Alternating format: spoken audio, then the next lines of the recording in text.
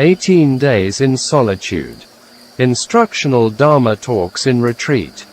By Venerable Ādiccaramsī. Day 13, the 29th of October 2002. If you are arriving to this stage, other mental states can arise. One thing which has to be careful is not to lose your sati, the importance of having strong sati. When walking, your sati must stick wholly with the process. Increase your time in walking meditation. It's only 5 days left after today. Maybe you'll think could I attain it? Here you have to know approaching a teacher and listening Dhamma. The teacher is explaining to you how to do the practice. It's nata parina. This is the part of a teacher's teaching and correcting, which the yogis should know. It's the part which a teacher has to be fulfilled. In the second part, a teacher can't do it for you.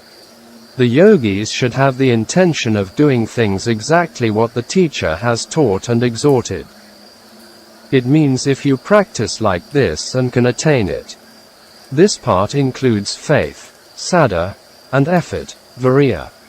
Therefore there are two parts: connection with the teacher and yogis. The third part, the teacher and yogi can't do it.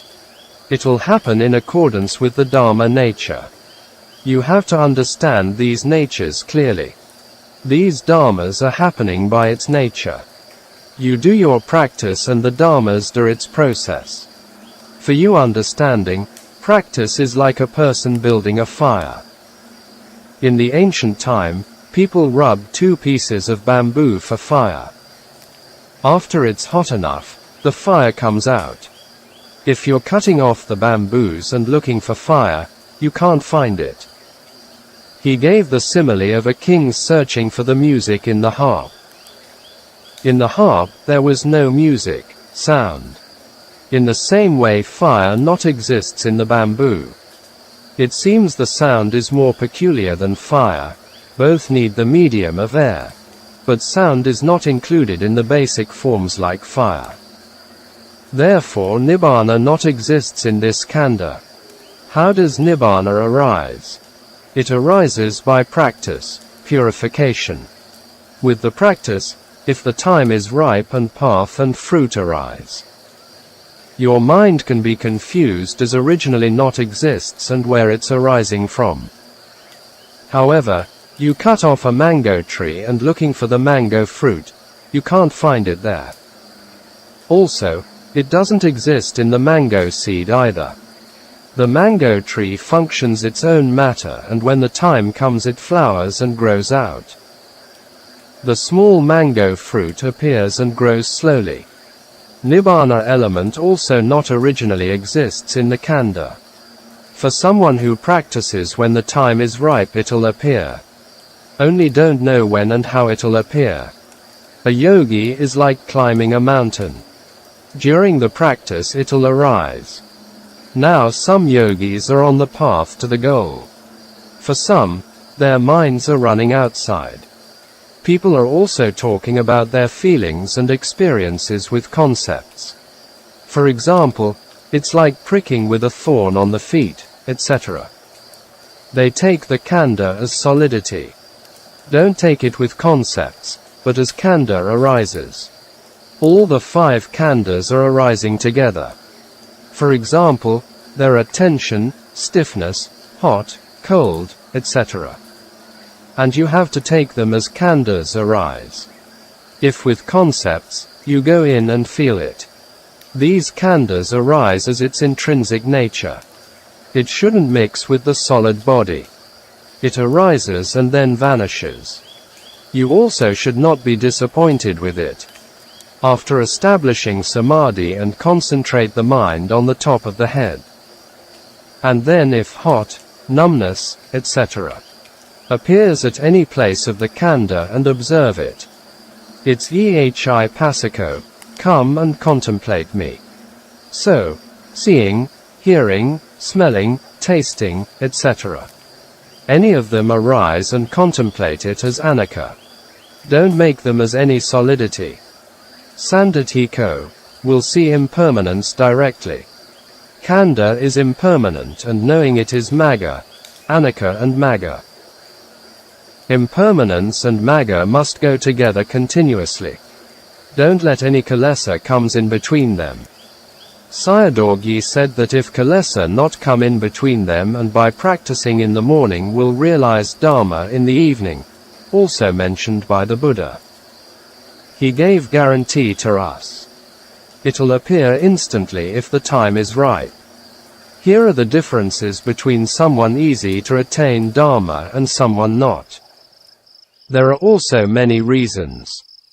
Some yogis even can't stabilize their postures up to this day. Their resolutions not succeed. During the practice their minds are here and there. I am also observing them. They are appearing to be in the practice, but their hands are moving, etc. The mind is going back to the past objects and thinking about them. So, forget about the meditation object. You cannot transcend the mount if the mind is not quite like this. You have to practice become Anicca and Magga by yourself. I can only encourage you. You can't concentrate in the practice when kilesa comes in. Uplift your mind again as I must attain it. The desire for attainment is lobha, greed and as a wholesome desire. Sayadaw said that in practice, this kind of lobha mind couldn't fall into apaya. She should have this kind of lobha. Its nature is attaining of nibbana. Lobha here is the motivated power of the mind. Even you become a stream enterer, sotapanna, and still have tanna. But sotapanna can't fall into painful destinations. Therefore, this tanna is good to have. If your faith is going down, uplift it. From here onwards practice becomes very important. On climbing the last stage of a high mountain and there can be many things leading to mishaps.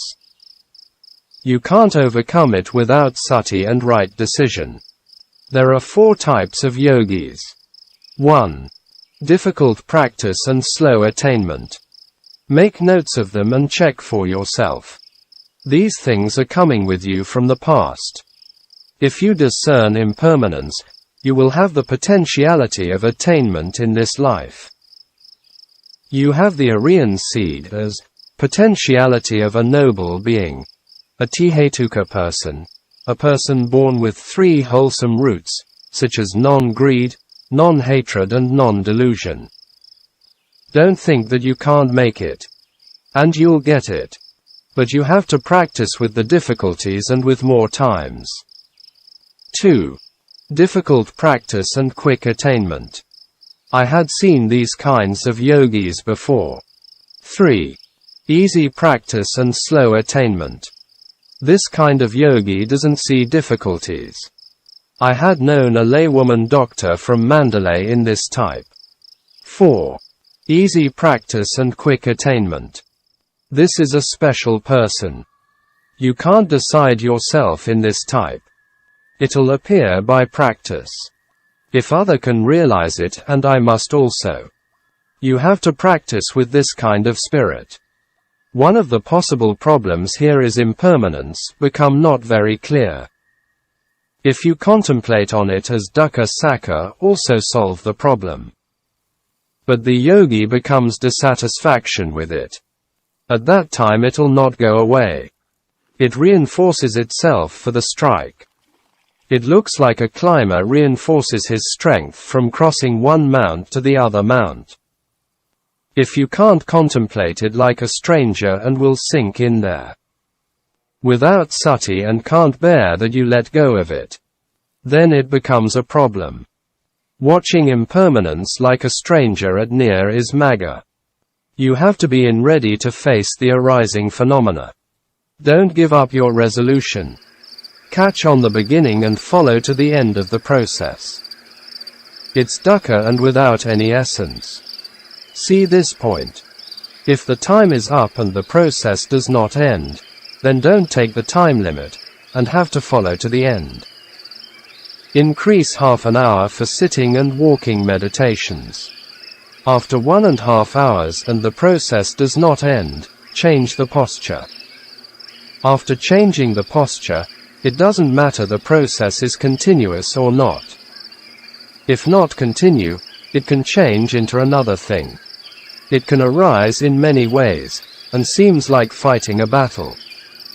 Also, counterfeit dharmas can come in, such as light and lightness of the body. Whatever arises, contemplate its impermanence. Not looking and taking pleasure in it. Separate yourself from it with the contemplation. You'll see the khandha as nothing can be held on to life. It's arising and vanishing. Nothing is leaving behind and everything is useless. Life existence is nothing. Human being are taking all these seriously. Clinging to concepts, wrong views come in. Whatever your status and job may be, and after death becomes nothing. Even you're still alive and have no essence. So, it's anatta, not self. Today we contemplate anatta. What are the meanings of all these happening to you? You'll experience them as pricking with thorns, poking with stick, etc. In the body, yogis are having different experiences. It depends on the 4 great elements. What is the essence of it? Pains and knowing them are arising and vanishing.